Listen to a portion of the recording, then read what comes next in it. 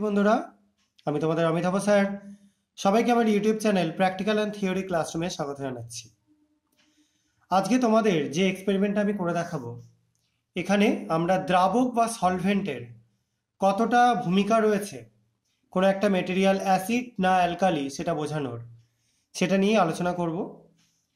তা আমি এখানে সোডিয়াম বাইকার্বনেট সলিড নিয়েছি, দেখতে পাচ্ছ। সেটা আমরা দুটো জায়গায় নিয়ে নেব। এখানে একটা বড় টাইপের ওয়াচ গ্লাস রয়েছে তার মধ্যে, আর একটা ছোটোর মধ্যে, দুটোই নিয়ে নিলাম।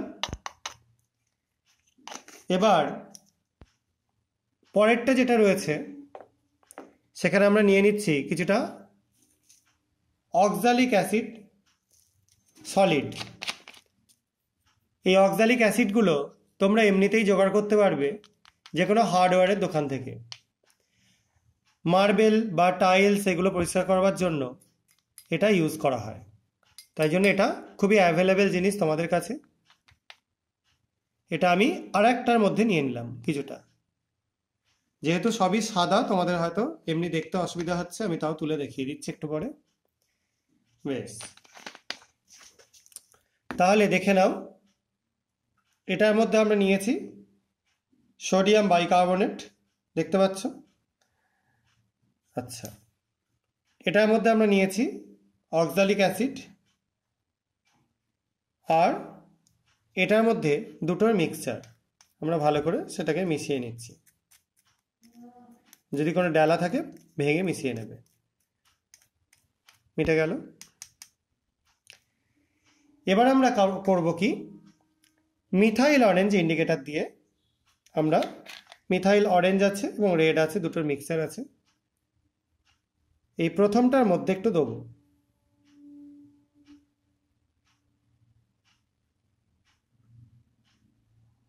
দেখতে পাচ্ছ, এটা লাল হয়ে যাচ্ছে। মিথাইল অরেঞ্জের সলিউশনটা পুরো লাল হয়ে গেল। এটা আমরা সাইডে রেখে দিলাম। আর এটার মধ্যে দিয়ে দেখছি একটুখানি, দেখো এটা ইয়েলো হয়ে গেল। দুটো কালারের মধ্যে পার্থক্য আছে, এটা নিশ্চয়ই তোমরা দেখতে পাচ্ছ বা বুঝতে পারছো। পাশাপাশি রাখলাম, তাহলে দেখো আরো স্পষ্ট বুঝতে পারবে। দুটো কালার কিন্তু একরকম হলো না, একটা লাল একটা হলুদাভ হয়ে গেল। তোমাদের দুটোকে পাশাপাশি আমি তুলে একটু দেখাচ্ছি। দেখো, একটা লাল একটা কিঞ্চিত হলুদ। এবার আমরা করব কি, আমরা এখানে একটা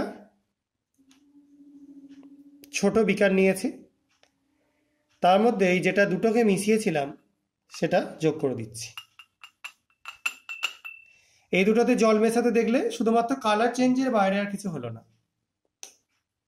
এবার এই দুটো মেশানোর পর তোমরা দেখতে পাচ্ছ দুটোই শুকনো, ড্রাই। এর মধ্যে আমরা এবার এই মিথাইল অরেঞ্জ সলিউশন যোগ করে দিচ্ছি।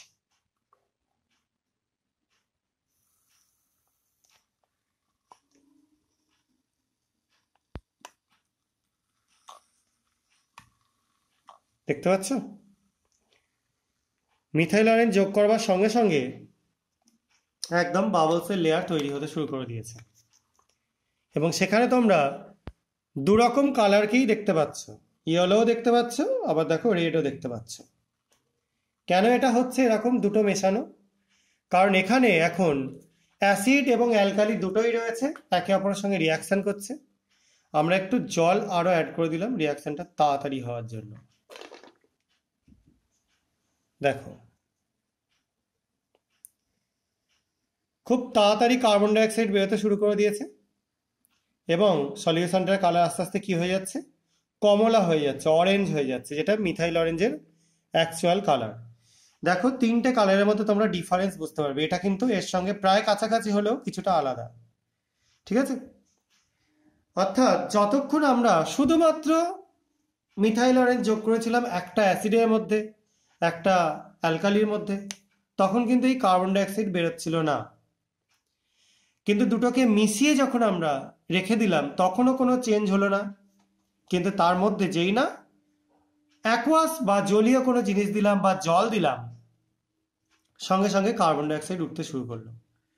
অর্থাৎ বিভিন্ন রিয়াকশান করবার সময় সেই রিয়াকশানে আমরা যে মেটেরিয়ালগুলো ব্যবহার করব সেগুলো অ্যাসিডিক না বেসিক, তাদের নেচারগুলো ঠিকঠাকভাবে আইডেন্টিফাই করবার জন্য আমাদের কিন্তু অ্যাকোয়াস মিডিয়াম বা জল আমাদের খুব দরকার। শুধু অ্যাকোয়াস মিডিয়াম বলে না, বিভিন্ন মিডিয়াম ইউজ করে এটা করা যায়। তাই মিডিয়াম ছাড়া কিন্তু কারো প্রপার্টি ঠিকঠাক বোঝা যায় না। আশা করা যায় সবাই বুঝতে পেরেছো। যদি কারো কোনো কনফিউশন থাকে কমেন্ট সেকশনে লিখে জানাতে পারো। আর এই ভিডিওগুলো ভালো লাগলে তোমরা চ্যানেলটা সাবস্ক্রাইব করো, ভিডিওগুলো লাইক এবং শেয়ার করো। আজকের মতো এটুকুনি। সবাই খুব ভালো থাকবে, সাবধানে থাকবে। বাই।